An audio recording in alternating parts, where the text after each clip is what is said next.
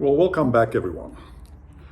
Today we're going to continue our journey in examining the sixth and final pillar of personal development. And I believe it is the most important one of them all. It is the cornerstone of personal development, of living a happy and successful life.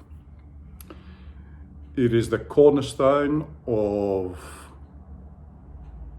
probably every tradition through history that has to do anything with personal development. And this pillar, in one word, is love.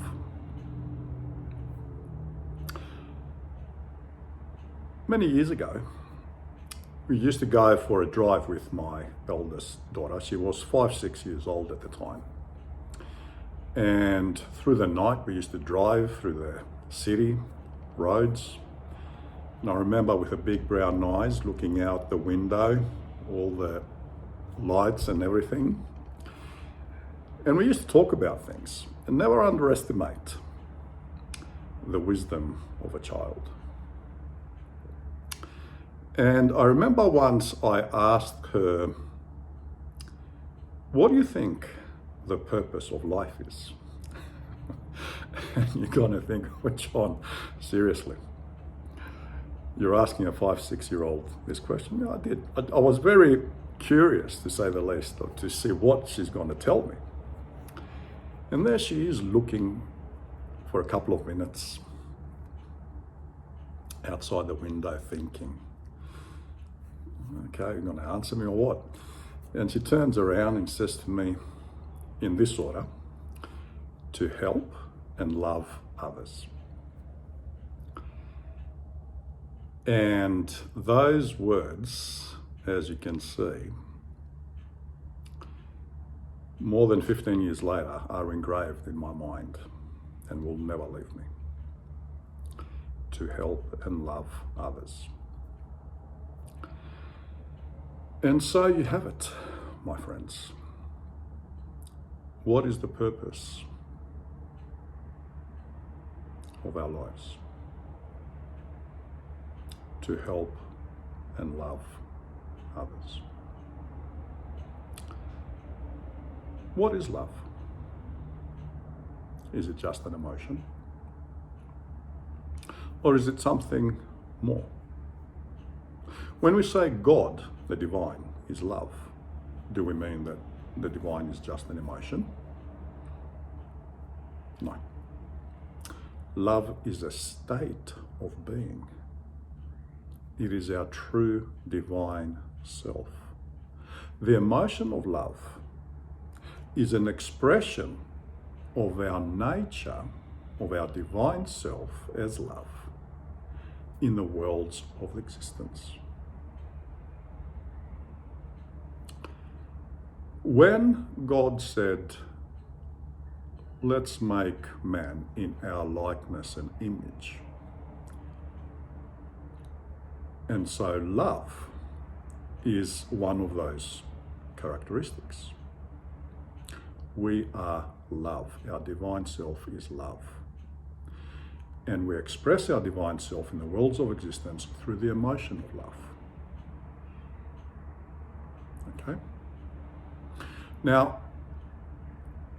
love, I searched for an actual definition of love for many years. And I liked the one that Paulo Coelho said: "Love is to give everything and expect nothing in return." That is love. Give everything and expect nothing in return. Now, that has certain implications. And the first implication is that it frees us from everything, including our own ego. Do you understand the importance of this? The implications of truly loving. Create a better world help others, and expect nothing in return. You free yourself. Love is all about detachment. When you detach from desires, from wanting things, people, whatever it might be, you become free. And then you become happy. Do you see anything in the universe is demanding something in return? No. They go about creating in abundance. One of the secrets of abundance, of wealth, in every area, in every aspect, is love. Because you detach. Look at it this way. And this is very important because you can see how all the different pieces of what we've been talking through these videos come together in a congruent whole. When you desire something, you create an elemental. This elemental needs to manifest. If you keep desiring it, if you keep wanting it, you keep attached to it. So you don't allow it to go and manifest itself. By detaching yourself from this desire, which means you don't feel that desire anymore, you allow this elemental to go out and manifest itself. Isn't it strange how things work? And this is the true meaning of love. So, detachment. When Christ said, love your enemy, a lot of people have misunderstood this, and they think that they have to allow others to walk all over them. It's nothing to do with it. It has to do with all that we just said. With the emotion of love, you detach yourself from the other person's actions, words, thoughts, emotions. It's not about ignoring wrongdoing or injustice. It's about maintaining your psychoanalytical, positive, if you like, state, and thus detaching from the negative elementals of other people's actions, thoughts, emotions, words. So you don't allow them to have an effect on you and your life. How many times have we seen, and it is said, yeah, it's easy to love the person who loves you. It is divine to love the person that hates you, that wants to harm you. Why is this said? Because this is the ultimate battle against our own ego. Because we feel self-righteous, self-justified. They wronged me, so I'm going to get them. They should suffer. However, a lot of times things don't work out that way, do they? And we remain with all the anger, with all the sadness, with all the bitterness, with all the vengeance and wrath. To what end?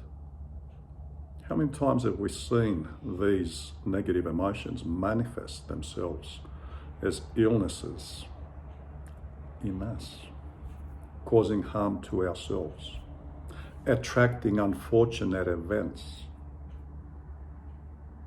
Because nothing is a coincidence. Everything happens for a reason. Have you thought about this? And it is, the hard thing is that on some level, we all understand it. But when it comes to applying it, that's when things get tough.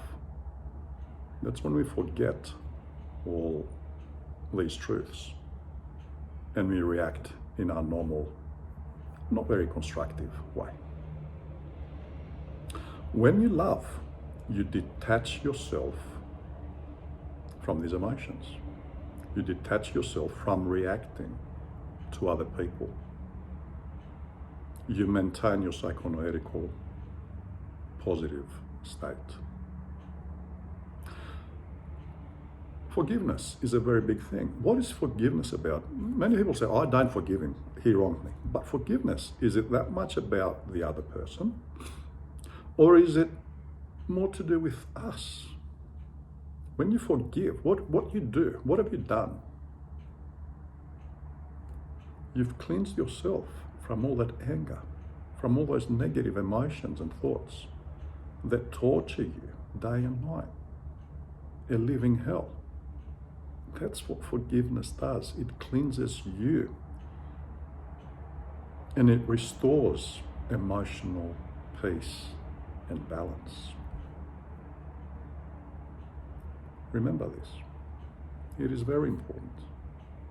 Again, please do not misunderstand what I say and take my words as that we forget or we accept other people's wrongdoings, injustice towards us or others, towards society or anything along those lines. No, never.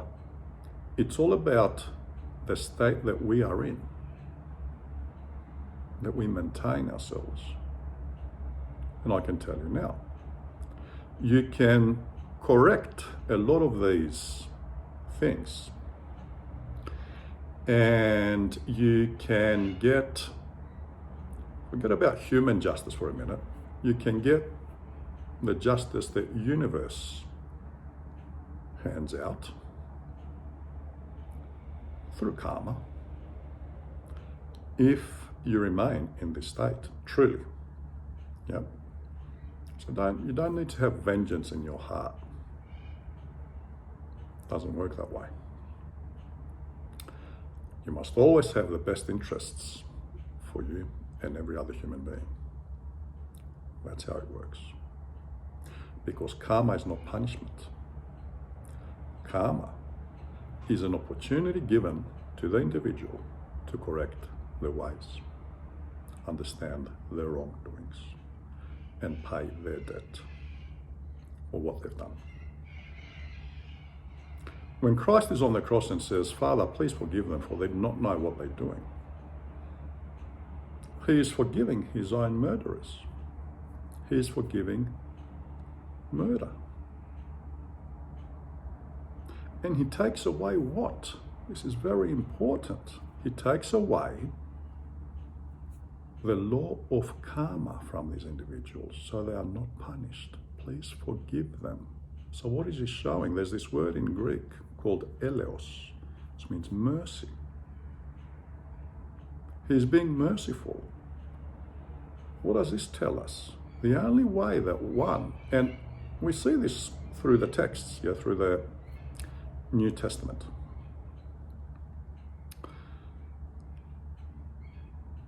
It is the individual that through love, that through faith and courage, truth, that they overcome the universal law of karma.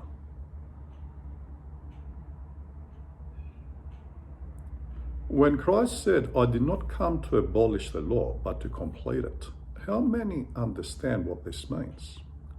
Love transcends the laws that exist in the universes. It is the only way. It is the only way. This is how great and important love is. To be love. To maintain love. No matter what. One of my favorite poet philosophers, he lived about 120 years ago or so, Lebanese, Khalil Gibran. He said, they told me to love my enemy. I listened and I loved myself. And so, are we not our own worst enemy? How is that? Through our own ego. And if we do not love ourselves, how can we possibly overcome all those negative aspects of our ego, all those negative elementals that torture us? And they attract all these negative experiences, people that don't allow us to evolve to live happy, fulfilling lives. If we do not truly love ourselves, and self-love is probably the hardest lesson that we can learn, because we think it is selfish. But loving yourself has nothing to do with those narcissistic tendencies. That's the ego. No, loving yourself has to do with taking care of every aspect of your being, of cleansing yourself, your ego, of creating positive elementals, of remaining and maintaining in a positive emotional and noetical state throughout the day, creating a better world for others and yourself. This is what self-love is all about. So don't think of it as something selfish. We are not here to punish ourselves. We're here to love ourselves. Okay? And it is very important to understand these truths. And the other thing I wanted to say is this. This isn't something theoretical that we listen on a YouTube video or a podcast, or we read in a book, or whatever the case might be. And we say, oh yeah, that's very good. That's very nice, yep. And then we forget all about it in the first instance that something happens. It all goes out the window. And we act or react in our normal negative manner. This is about applying these truths every day for the whole day. This is about becoming these truths. Becoming love, becoming truth, becoming wisdom, becoming faith, becoming courage, becoming peace. Be these things.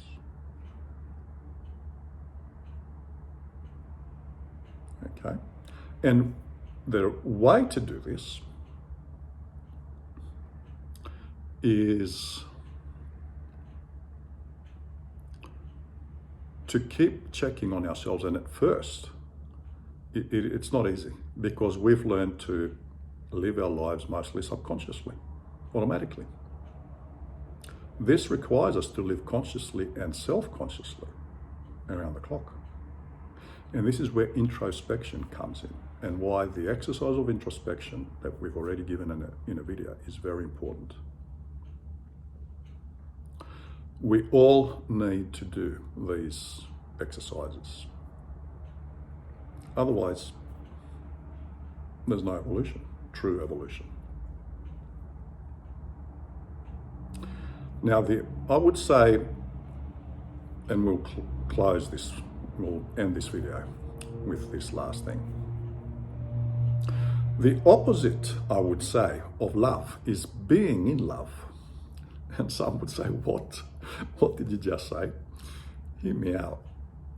If love is to give everything and expect nothing, being in love, as this, and we're talking about Eros here, yeah?